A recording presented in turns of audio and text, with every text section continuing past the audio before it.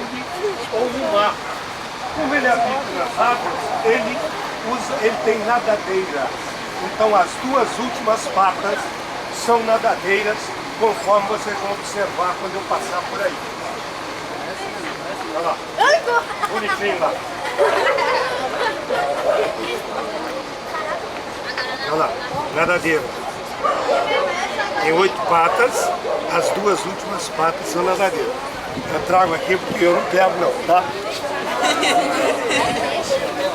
Olha lá. As duas últimas patas são nadadeiras.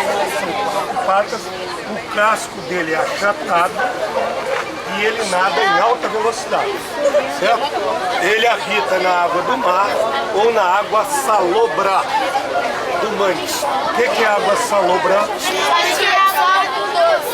Mas como é que mistura essa água? Tem alguém lá misturando? Quando a maré sobe, as águas do mar invadem as águas do rio, misturando as águas salgadas com água. Olha lá. As duas últimas patas são